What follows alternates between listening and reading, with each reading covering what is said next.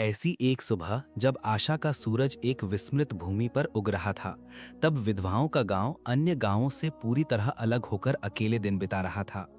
उनके घर जर्जर थे और हर जगह निस्तब्धता और विषाद छाया हुआ था, क्योंकि वहां की महिलाओं ने दूर के एक युद्ध में अपने पतियों को खो दिया था और उस रूखी मिट्टी से जो कुछ थोड़ी फसल मिलती थी, उसी से वे किसी तरह जी रही थीं। उस दिन वहां एक आगंतुक पथिक का आगमन हुआ, जिसका चेहरा अपरिचित था। उसके कंधे पर एक गहरे रंग की चादर थी और आंखों में एक ऐसी चमक थी जो सत्य की खोज में देश विदेश घूमने वाले किसी व्यक्ति की आंखों में ही देखी जा सकती है।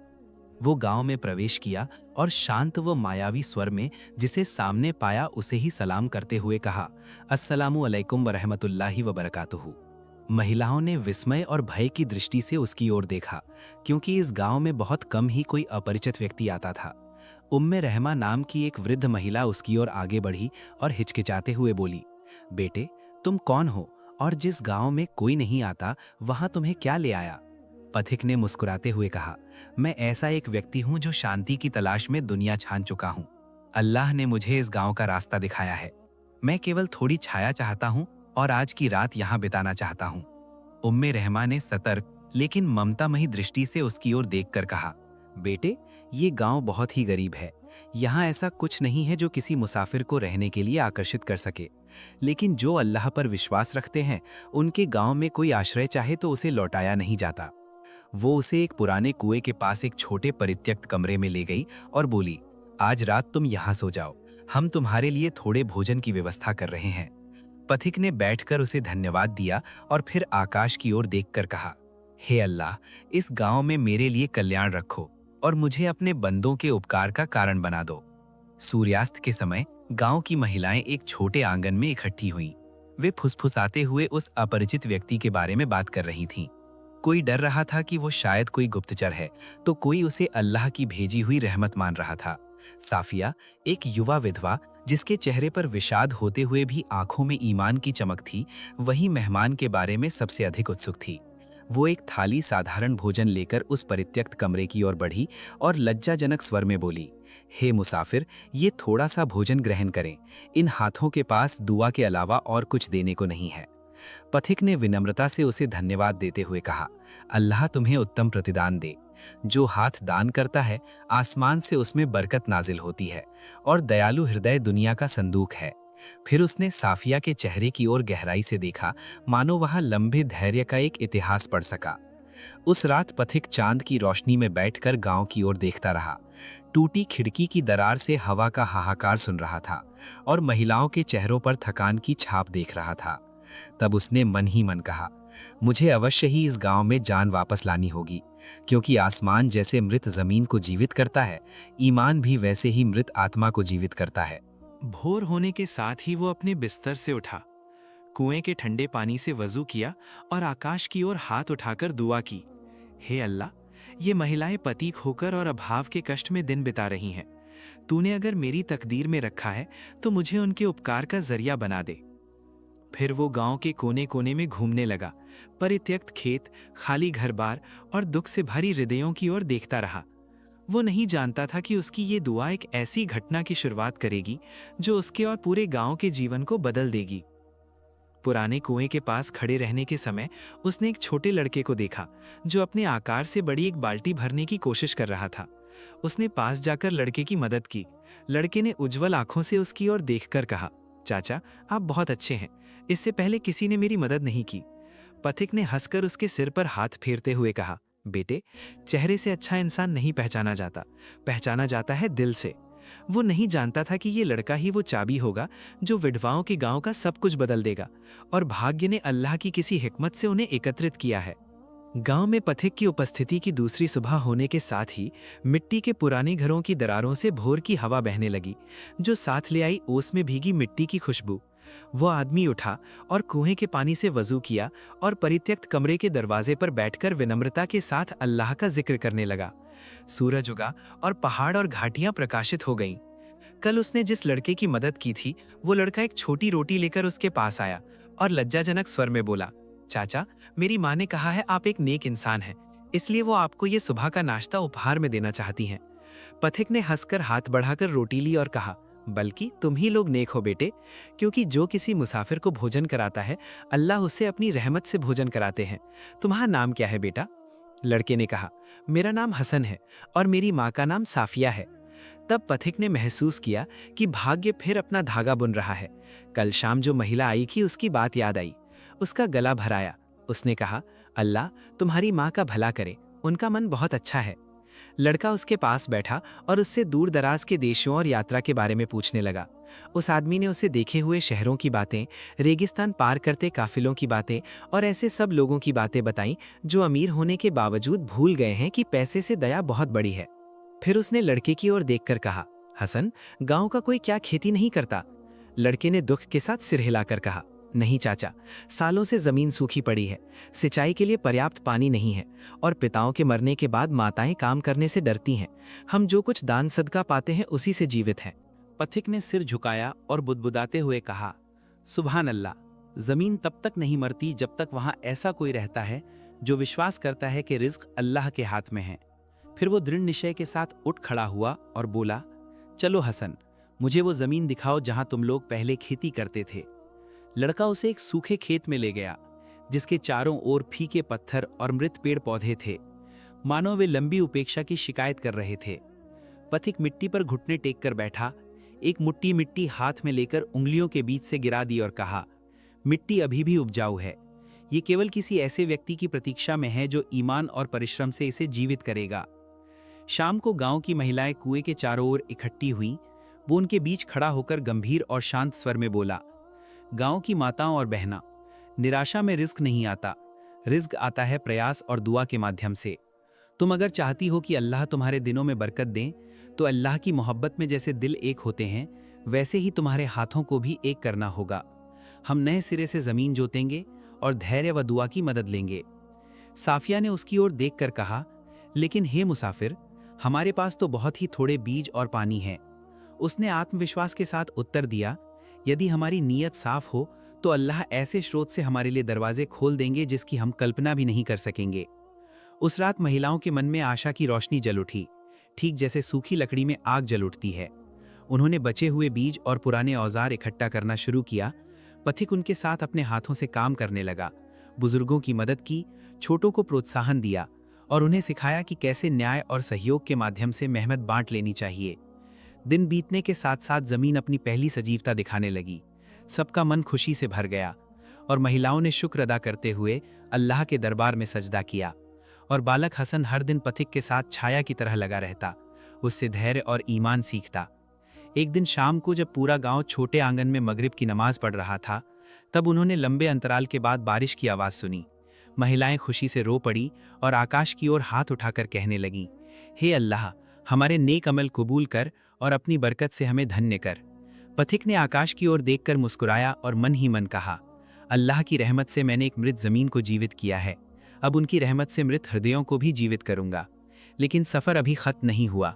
भाग्य में अभी भी कुछ ऐसे रहस्य छिपे हैं जो प्रकट नहीं हुए। विधवाओं के गांव में पथिक के आगमन के बाद कई सप्ताह बीत गए। बारिश के बाद जैसे जमीन बदल जाती है, गांव की हालत भी वैसे ही बदल गई।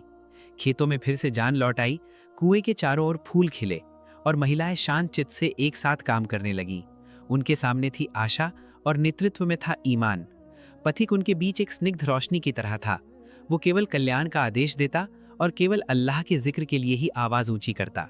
एक दिन सुबह जब वो खेती के कुछ औजार ठीक कर रहा था, साफिया उसके पास आई और लज्जाजनक स्वर में बोली, हे दयालु इंसान, महिलाएं आपके बारे में और जानना चाहती हैं। आप कहाँ से आए हैं और क्यों ऐसे एक गांव में आए जिसे लोग भूल गए हैं? उसने शांत मुस्कान के साथ साफिया की ओर देखा और कहा, साफिया, मैं ऐसा एक इंसान हूँ जिसका कोई देश नहीं, केवल उस जगह के अलावा जहाँ अल्लाह का नाम याद किया जाता है।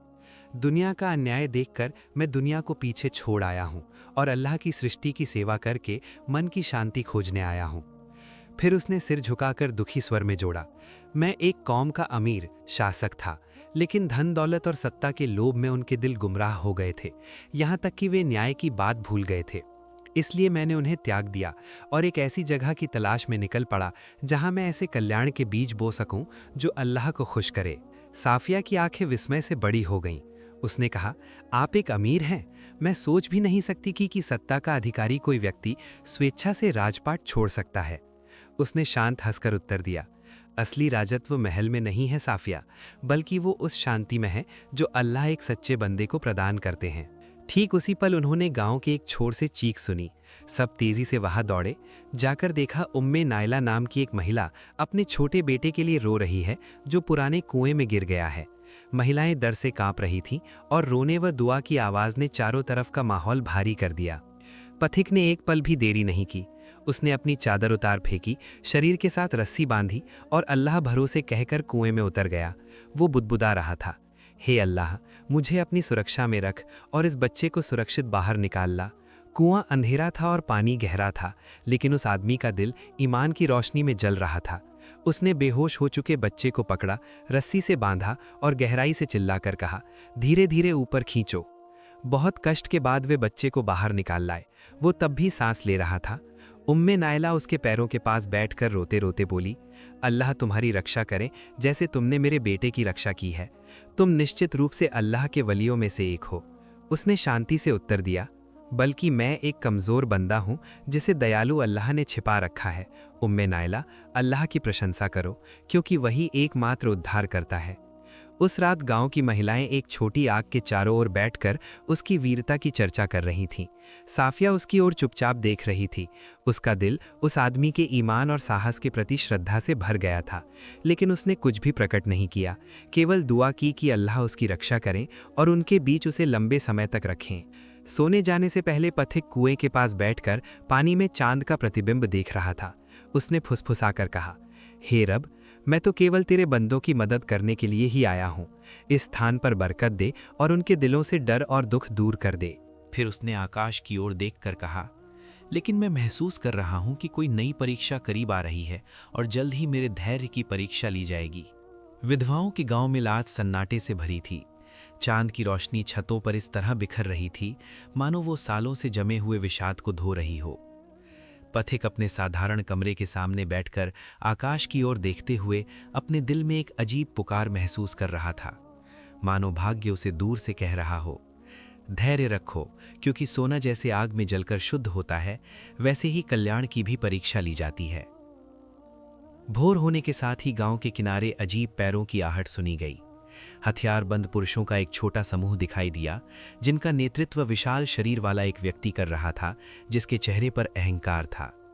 उन्होंने बिना अनुमति के गांव में प्रवेश किया और इस तरह चारों ओर देखने लगे मानो वे कोई खोई हुई चीज ढूंढ रहे हों। महिलाएं आतंकित हो गईं और डरकर अपने घरों में भाग गईं। पथिक धीमे कदमों से बाहर आया और गंभीर स्वर में बोला, अस्सलाम वालेकुम। ऐसे एक गांव में आप किस उद्देश्य से आए हैं जो कमजोरी और दुआ के अलावा और कुछ धारण नहीं करता? दल के नेता ने तिरस्कार के साथ उसकी ओर आगे बढ़कर कहा, हम अमीर नादिर के आदमी हैं। हम एक ऐसे भगोड़े व्यक्ति की तलाश कर रहे हैं जो कुछ महीने पहले अपने महल से भाग गया है। लोग कहते हैं कि वो एक समय अमीर था, फिर गद्दारी की और राजकोष से कुछ कीमती चीज चुरा ली। महिलाएं डर से कांपने लगीं और एक दूसरे की ओर डली हुई नजरों से देखने लगीं। साफिया को लगा कि उस आदमी की बातें तीर की तरह उसके सीने में चुभ गईं।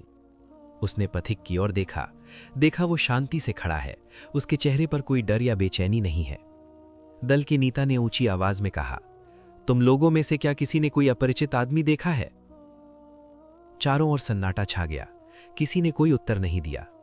तब पथिक एक कदम आगे आया और शांति से बोला, मैं ही वो अपरिचित व्यक्ति हूं जिसे तुम ढूंढ रहे हो, लेकिन तुम जो जानना चाहते हो वो वैसा नहीं है जैसा तुमने सुना है। दल के नेता ने उपहास की हंसी हंसते हुए कहा, स्वीकार करो ताकि तुम्हारी सजा कुछ कम की जा सके। उस आदमी ने दृढ़ स्वर में उत्तर दिया, मैंने कोई संपत्ति चोरी नहीं की, बल्कि मैंने एक अत्याचारी शासक का राज्य त्याग दिया है, और जब लोगों के बीच न्याय खो गया तब मैं अल्लाह के न्याय की तलाश में निकल पड़ा हूं। यदि तुम मुझे ले जाना चाहते हो तो ले जाओ, लेकिन इन महिलाओं में से किसी को कोई नुकसान मत पहुंचाना। साफिया कांपते कांपते आगे आई और दल के नेता से बोली, इस आदमी ने मौत के मुख से एक बच्चे की जान बचाई है और मृतप्राय गांव को फिर से जीवित किया है। जो कल्याण फैला रहे हैं उनके बारे में क्या आप अल्लाह से नहीं डरते? लेकिन दल के नेता ने उसे डांटते हुए कहा, चुप रहो औरत, इस बारे में तुम्हारी कोई बात नहीं है। तब पथिक ने हाथ उठाकर शांत और ईमान से दीप्त स्वर में कहा, उसे छोड़ दो, सच बात कभी दबी नहीं रहती। भले ही वो किसी कमजोर औरत के मुख से भी निकले। फिर उसने सभी को संबोधित करते हुए कहा, हे दलनायक, जान लो, सुल्तान गुमराह हो गए हैं और दुनिया के मोह ने उनके दिल को अंधेरा कर दिया है। और मैं लोगों को ये याद दिलाने निकला हूं कि अल्लाह अन्याय पसंद नहीं करते। सैनिकों के बीच कानाफूसी शुरू हो गई। उनमें से कोई कोई उसकी बातों से अल्लाह से डर गया, तो कोई अपनी गलती पर अड़ा रहा। दल के नेता ने उसे गिरफ्तार करने का आदेश दिया। वे आगे आए और रस्सी से उसके हाथ बांध दिए। तब सब महिलाएं घुटनों के बल बैठ गईं और चिल्लाकर बोलीं, उसे लेकर मत जाओ, उसने हमें जीवन लौटाया है। पथिक ने उनकी ओर शांत मुस्कान के साथ देखा और संतोष भरे स्वर में कहा, रोना मत, अल्लाह की राह में हर कदम पर परीक्षा होती है। धैर्य रखो और ईमान पर डटे रहो। अल्लाह मजलूम के सहायक होते हैं, भले ही वो कुछ समय बाद हो। उसे ले जाने से पहले साफिया आंखों में आंसू लिए उसके पास आई और धीमी आवाज में बोली, आज के बाद क्या और आपके दर्शन पाऊंगी? उसने हंसकर उत्तर दिया, यदि तुम्हारी आंखें मुझे और न भी देखें, फिर भी तुम्हारे दिलों में मेरी याद जिंदा रहेगी जब तक वहां कल्याण रहेगा। मेरे लिए दुआ करना कि अल्लाह मुझे सत्य की राह में मुक्ति दें। फिर वह काफिले के साथ चला गया। पीछे छोड़ गया अपने लिए रोता हुआ एक गांव और हरा भरा मैदान, जो गवाही दे रहा था कि उसने वहां जाने से पहले केवल कल्याण ही बोया था। साफिया कुएं के किनारे बैठकर चुपचाप रोई और बोली, हे अल्लाह, अपने इस नेक बंदे की रक्षा कर और उसे हमारे बीच सही सलामत लौटा दे। पथिक हाथ बंधे हुए अवस्था में काफिले के साथ दूर शहर की ओर चल रहा था। उनके चारों ओर रेत अनंत समुद्र की तरह फैली हुई थी। दर्द के बावजूद उसका चेहरा शांत था और उसकी नज़र आकाश की ओर थी, मानो वह चुपचाप अपने रब से बात कर रहा हो। सैनिक बारी बारी से उसका मजाक उड़ा रहे थे, लेकिन उसने किसी की बात का जवाब नहीं दिया। वह केवल मन ही मन कह रहा था, हे अल्लाह, इस मुसीबत के माध्यम से ही मुझे अपनी रज़ा के रास्ते पर ले जा। ऐसी परीक्षा मत दे जो मेरे विश्वास को कमज़ोर कर दे। रास्ते में एक प्रबल रेतीला तूफान शुरू हुआ। आसमान काला हो गया और सैनिक डरकर तितर बितर हो गए। दल के नेता ने रस्सी पकड़े रहने की कोशिश की, लेकिन हवा की ताकत ज्यादा थी, इसलिए सब जमीन पर गिर पड़े। पथिक ने इस अफरा तफरी का फायदा उठाया। उसने एक सैनिक के पास पड़े हुए एक चाकू की ओर हाथ बढ़ाया और बड़ी मुश्किल से अपना बंधन काट डाला। लेकिन वो डरकर भागा नहीं, बल्कि वह दल के नेता की ओर दौड़ा, जो रेत के नीचे दबने ही वाला था, और उसका हाथ पकड़कर उसे बचाया। दल का नेता आश्चर्य से चिल्लाया, मैं तुम्हें जेल ले जा रहा था और तुमने मुझे ही बचाया। पथिक ने कांपते गले से उत्तर दिया, जिसने अल्लाह को पहचाना है वह बुराई का बदला बुराई से नहीं देता, बल्कि अच्छे व्यवहार और दुआ से देता है। कुछ घंटों बाद तूफान रुका और उस आदमी के धैर्य और दृढ़ता के कारण सब बच गए। तब कुछ सैनिक उसके पास आए और बोले, हमने आपकी ईमानदारी देखी है और हमें डर है कि शायद हम आप पर जुल्म कर रहे हैं। उसने उत्तर दिया, सत्य कभी खो नहीं जाता जब तक अल्लाह उसके गवाह रहते हैं। अल्लाह केवल सत्यवादी की परीक्षा लेते हैं, उसकी सच्चाई प्रकट करने के लिए। शहर पहुंचने के बाद पथिक को अमीर नादिर के महल में ले जाया गया। मजलिस शानो शौकत और विलासिता से भरी थी। अमीर ने तिरस्कार की दृष्टि से उसकी ओर देखा और कहा, ये रहे तुम, हे विश्वासघाती, तुमने अपने पूर्वजों का राज्य छोड़ दिया है और लोगों के सामने हमें शर्मिंदा किया है। तुम क्या सोचते हो तुम्हारा ये वैराग्य तुम्हें मेरी तलवार से बचा पाएगा? पथिक ने दृढ़ता से कहा, हे अमीर, विश्वासघात तो वो है उस अमानत में खयानत करना जो अल्लाह ने आपको दी है और बिना कारण उनके बंदों को अपमानित करना। मैंने आपको कई बार नसीहत दी है, लेकिन आपने नहीं सुनी, इसलिए मैं आपका जुल्म छोड़कर चला आया हूँ और उस न्याय की तलाश में निकला हूँ जो आपके महल में नहीं है। अमीर का चेहरा गुस्से से लाल हो गया और वो चिल्लाया, उसे आजीवन कारावास दो। तब एक सलाहकार ने पास आकर फुसफुसाते हुए कहा, हुजूर, लोग उसे प्यार करते हैं और गांव-गांव में उसका नाम फैल चुका है। उसे सार्वजनिक रूप से बंदी बनाने पर विद्रोह हो सकता है। उससे बेहतर होगा हम उसे किसी ऐसे दूर दराज स्थान पर छिपा रखें जहां कोई न जाने।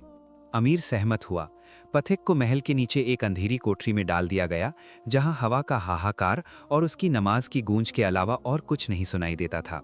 वो सजदा और दुआ के माध्यम से रात बिताने लगा। वो कहता था, हे रब, जैसे तूने विधवाओं के गांव को मौत के बाद जिंदा किया है, वैसे ही मेरे दिल को अपनी रहमत से जिंदा कर और नष्ट होने से पहले जालिमों के दिलों को हिदायत दे। इधर गांव में साफिया चिंता और दुआ में रात को सो नहीं पा रही थी। महिलाएं हर शाम कुएं के पास इकट्ठी होकर कुरान पढ़ती और आकाश की ओर हाथ उठाकर कहती, हे अल्लाह, अपने नेक बंदे का कष्ट दूर कर और कैद के अंधेरे में उसके लिए रोशनी का रास्ता खोल दे। जेल में रहते हुए एक रात पथिक ने दरवाजे के बाहर हल्के कदमों की आवाज़ सुनी। एक युवक ने फुसफुसाकर कहा, हे कैदी, मैं तुम्हारे गांव का एक संदेशवाहक हूँ। साफिया नाम की एक महिला की ओर से मैं तुम्हारे लिए खुशखबरी लाया हूँ। वो दरवाजे के पास जाकर उत्सुकता से बोला, उसने क्या कहा है? युवक ने उत्तर दिया, उसने कहा है, दिल तुम्हें भूले नहीं हैं और तुम्हारे लिए दुआ कभी बंद नहीं होती। तुमने जो जमीन जोती है वो अभी भी तुम्हारे नाम पर कल्याण फलित कर रही है। पथिक ने आंखें बंद करके जमीन पर सजदा किया और भावुक स्वर में कहा, सब तारीफें अल्लाह के लिए हैं, जिसने मेरे और जिन्हें मैंने अल्लाह के लिए चाहा है उनके बीच उम्मीद को टूटने नहीं दिया। अंधेरे ने उस कोठरी को निगल लिया था जहां पथिक कैद था। हवा पुरानी सीवन भरी गंध से भारी थी। वो घुटनों पर हाथ रखकर जमीन पर बैठा अल्लाह के जिक्र और दुआ में मग्न था।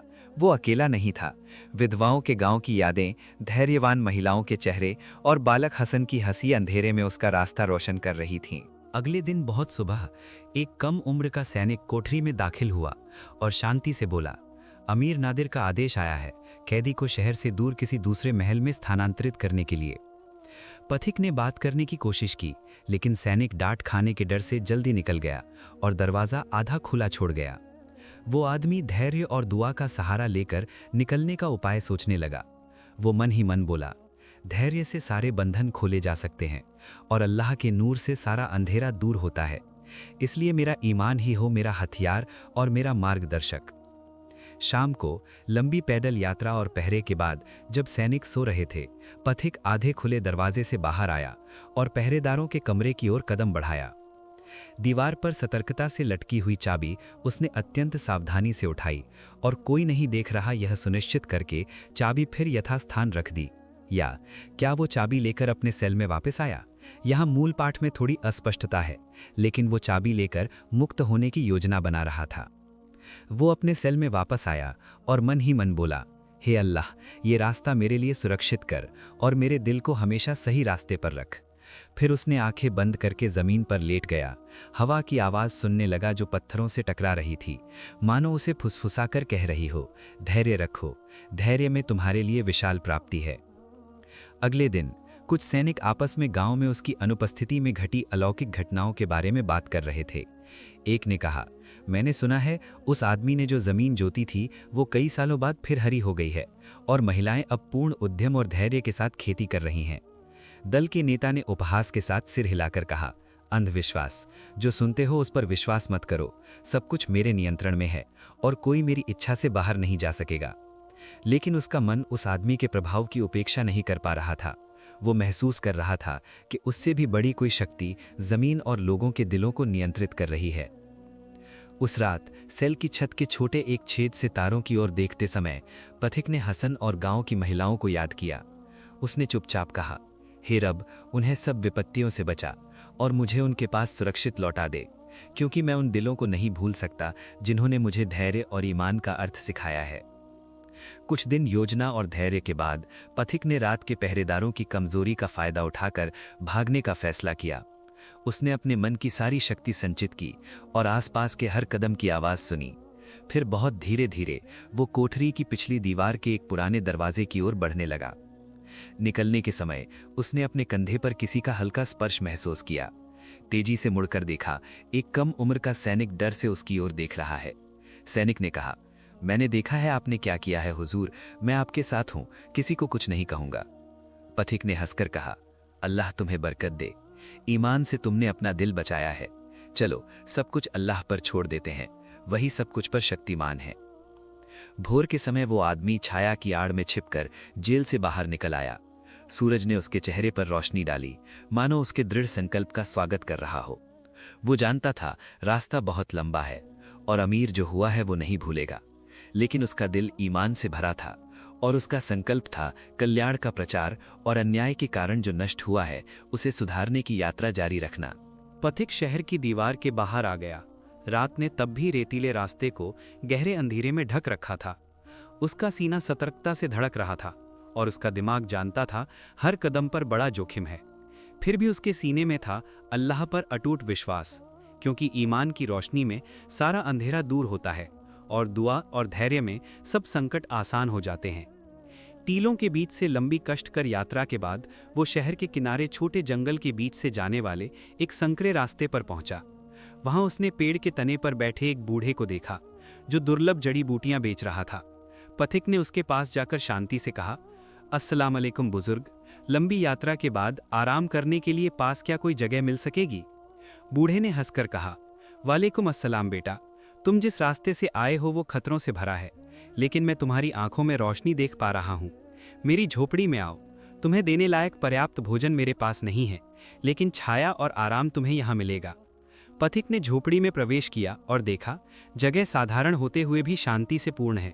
बूढ़े ने उसके पास बैठकर कहा, मैंने पास के गांवों में तुम्हारी बातें सुनी हैं, कैसे तुमने बच्चों की जान बचाई है और मृत जमीन को जिंदा किया है।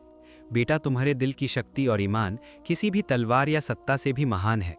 उस आदमी ने हंसकर कहा, अल्हम्दुलिल्लाह, मेरी शक्ति केवल अल्लाह की ओर से और मेरे गांव की महिलाओं के धैर्य से है और बच्चों की दुआ से ही मैंने अपने रास्ते पर चलने की शक्ति पाई है।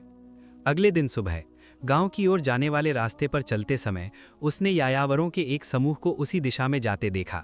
उन्हें थका हुआ और भूखा दिख रहा था। उसने उनके पास जाकर कहा, अस्सलाम अलैकुम, आप लोगों को क्या पानी या भोजन की आवश्यकता है? वे उसकी विनम्रता देखकर हैरान हुए। एक ने कहा, लंबे समय से हमारी खबर लेने वाला कोई नहीं मिला। धन्यवाद तुम्हें, हे दयालु इंसान। पथिक ने अपने साथ मौजूद भोजन और पानी निकालकर उनके साथ बांट लिया और कहा, जो शांति से जीना चाहता है वो जहां भी रहे, जैसे कल्याण बोए। यात्रा कुछ दिन चली। रात को एक छोटी आग के पास बैठकर आकाश की ओर देखकर उसने साफिया, हसन और गांव की महिलाओं को याद किया। उसने मन ही मन कहा, अल्लाह ने उन्हें मेरी यात्रा का हिस्सा बनाया है और मैं जीवन भर उन्हें दिल में धारण करूंगा। लेकिन रास्ता अभी खत्म नहीं हुआ। मुझे उनके पास लौटने से रोकने वाले लोग अभी भी हैं। नई एक सुबह वो शहर और गांव की सीमा के पास पहुंचा। उसका मन खुशी से भर गया, लेकिन वो सतर्कता नहीं भूला, क्योंकि गांव के करीब हर कदम पर हो सकता है अप्रत्याशित आश्चर्य। चलते चलते उसने दूर से गांव के घरों से धुआं उठते देखा। वो तेज कदमों से आगे बढ़ा, चिंता से उसका सीना कांप रहा था। गांव पहुंचकर देखा ये अब वैसा नहीं है जैसा वो छोड़ गया था। कुछ घरों में आग के निशान, महिलाएं चिल्ला रही हैं और बच्चे डर से छिपे हुए हैं। वो दौड़कर साफिया के पास गया। देखा वो कुएं के पास एक छोटी आग बुझाने की कोशिश कर रही है। उसे देखकर साफिया चिल्लाकर बोली, हमने सोचा था आपको हमेशा के लिए खो दिया है। गांव अब खतरे में है। उसने उसके पास जाकर हाथ उठाकर दुआ करते हुए कहा, आज के बाद और कोई डर नहीं। अल्लाह मेरे साथ हैं और उनके साथ हैं जो कल्याण की राह पर चलते हैं। हम सब कुछ पहले जैसा लौटा लाएंगे और साबित करेंगे कि सारे अंधेरे और अज्ञान से ईमान बहुत ज़्यादा शक्तिशाली है। भोर होने के साथ ही पथिक विधवाओं के गांव के उन क्षतिग्रस्त घरों के बीच घूम रहा था जो आग और तबाही में क्षतिग्रस्त हुए थे। महिलाएं अपनी बची हुई संपत्ति बचाने के लिए भागदौड़ कर रही थीं और बच्चे डर और ठंड में रो रहे थे। उस आदमी ने सफरा तफरी के बीच खड़े होकर शांत और जोरदार आवाज में कहा, शांत हो जाओ गांव की माताओं, जो टूट गया है वो मरम्मत किया जा सकता है और तुमने जो खोया है वो तुम्हारे ईमान की दृढ़ता के सामने कुछ भी नहीं है। साफिया कुछ बच्चों को गोद में लेकर उसके पास आई और विचलित होकर बोली, रात हमारे ऊपर तूफान की तरह आई थी। हम अपने घर बार और ज़मीन की सीमा रक्षा करने में विफल रहे हैं। पथिक ने हंसकर कहा, समस्या नहीं है। हर नई शुरुआत में धैर्य और प्रयास की आवश्यकता होती है। हम धीरे धीरे सब कुछ फिर से मरम्मत करना शुरू करेंगे। महिलाओं ने खुद को संगठित करना शुरू किया और मलबा साफ करने व उपयोग योग्य सामान इकट्ठा करने लगी। पथिक ने काम बांट दिए और उन्हें सिखाया कि कैसे नए सिरे से ज़मीन जोतनी है और सामूहिक प्रयास से घर बार फिर से बनाना है। उसने जोर देकर कहा कि विपत्ति पर विजय का रास्ता सहयोग और धैर्य है। काम करते समय उसने एक छोटे लड़के को जली हुई ज़मीन से कुछ अनाज निकालने की कोशिश करते देखा। वो पास जाकर बोला, आओ मैं तुम्हें और बेहतर तरीका दिखाता हूँ ताकि कल्याण के बीज नष्ट ना हो। लड़का उससे सीखने लगा। साफिया ने हंसकर कहा, आप हम सबके लिए आशा लेकर आए हैं। जो दिल कल्याण फैलाता है वो कभी खो नहीं जाता। काम करते समय उन्होंने गांव के किनारे से चीख सुनी। एक बुजुर्ग आदमी दौड़कर आया और चिल्लाकर बोला, एक डाकुओं का समूह गांव लूटने आ रहा है, जल्दी दरवाजे बंद करो। पथिक उठ खड़ा हुआ और महिलाओं से बोला, तुम लोग शांत रहो और गांव के बीच में इकट्ठी हो जाओ। तुम लोग ताकि सुरक्षित रहो इसलिए मैं बाहर जाकर उनका सामना करूंगा। उसने कुछ पत्थर और लाठियां लीं और हमलावरों की ओर आगे बढ़ा। बच्चों ने महिलाओं के पीछे सुरक्षित जगह ले ली। डाकू करीब आए तो उसने उनकी ओर देखकर कहा, हे जालिमों, ये गांव कमज़ोर हो सकता है लेकिन ये ईमान से भरपूर है, और जो लोग नुकसान पहुंचाना चाहते हैं उन्हें जान लेना चाहिए कि किसी भी तलवार या धमकी से सत्य बहुत ज़्यादा शक्तिशाली है। डाकू उस आदमी का साहस देखकर हैरान हुए। उनमें से कोई भ्रमित और भयभीत हो गया। पहली चोट के साथ ही पथिक ने सबसे करीबी हमलावर को ज़मीन पर गिरा दिया। बाकी हिचकिचा रहे थे। उसने उनकी ओर चिल्लाकर कहा, जाओ, शर्म तुम लोगों के ही योग्य है। अपने जुल्म में वापस जाने से पहले अल्लाह को याद करो। वे एक एक करके पीछे हटने लगे और आखिरकार रेतीले रास्ते में गायब हो गए। गांव सुरक्षित रहा और लोगों का दिल राहत और खुशी से भर गया। संघर्ष के अंत में उसने साफिया की ओर मुड़कर कहा, अशुभ शक्ति कभी खत्म नहीं होगी, लेकिन जिसका दिल ईमान पर अटल है कोई भी विपत्ति उसे डिगा नहीं पाएगी। साफिया ने कृतज्ञता और विश्वास भरी आंखों से उसकी ओर देखकर कहा, हमने साहस और धैर्य सीखा है। हम पर जितनी भी विपत्ति आए हम कल्याण बोते जाएंगे। दिन के अंत में सब कुएं के चारों ओर इकट्ठे हुए और हाथ उठाकर दुआ की, हे अल्लाह, हमारे लिए इस इंसान की रक्षा कर, हमारे दिलों को हर अशुभ से बचा और हमें अटल धैर्य और पवित्र दिल प्रदान कर, जैसा उन्होंने हमें सिखाया है। विधवाओं के गांव में नई सुबह होने के साथ ही पथिक अपनी नई जुती हुई जमीन का निरीक्षण कर रहा था और अनाज से भरे हरे खेतों के बीच से चल रहा था। महिलाएं उत्साह के साथ काम कर रही थीं और बच्चे पत्थर हटाकर मिट्टी तैयार करने में मदद कर रहे थे। विनाश और डर के कुछ दिनों बाद सब कुछ फिर से जान में जाग रहा था। पथिक कुएं के पास बैठा और अपनी छोटी किताब निकालकर कुरान की आयतें पढ़ने लगा। हर अक्षर में अल्लाह की शक्ति महसूस कर रहा था। साफिया पास आकर उसके बगल में बैठी और कृतज्ञता की मुस्कान के साथ बोली, आप हमारे बीच लौट आए हैं और आपकी उपस्थिति के बिना हमारा मन शांत नहीं हो रहा था। उसने आकाश की ओर देखकर उत्तर दिया, अल्हम्दुलिल्लाह, जो ईमान के साथ कल्याण बोता है अल्लाह और लोग उसकी देखरेख करते हैं। ठीक उसी पल पास के गांव से खबर आई। लोगों का एक समूह रात में गांव के किनारे छिपकर उनकी फसल चोरी करने की कोशिश कर रहा है। पथिक जल्दी गांव की मजलिस में गया और महिलाओं व बच्चों से बोला, सब शांत हो जाओ, हम दृढ़ता और विवेक के साथ हर विपत्ति का सामना करेंगे। डरो मत, क्योंकि सारे शत्रुओं से ईमान शक्तिशाली है। उसने खबर सुनकर लौटे कुछ पुरुषों को तैयार किया और सबको जिम्मेदारी समझा दी। उसने सुनिश्चित किया कि सहयोग और अल्लाह पर विश्वास ही सबसे बड़ा हथियार है।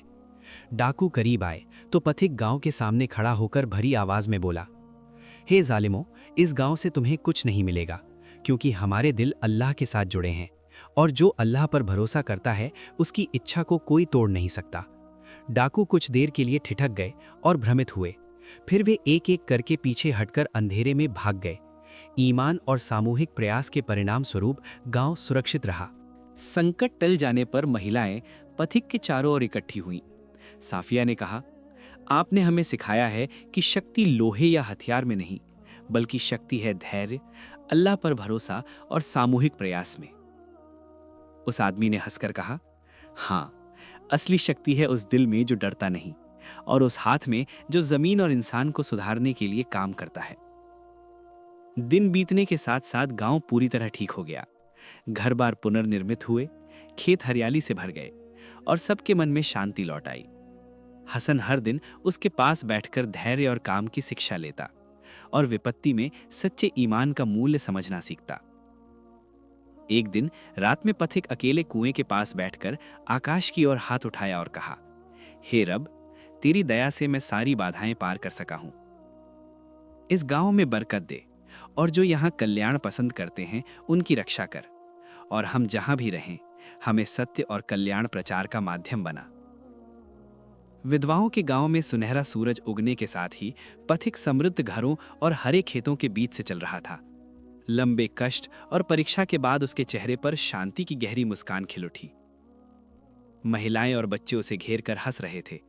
गांव का हर दिल नए सिरे से आशा में धड़क रहा था और हर आंख विश्वास और ईमान लेकर भविष्य की ओर देख रही थी।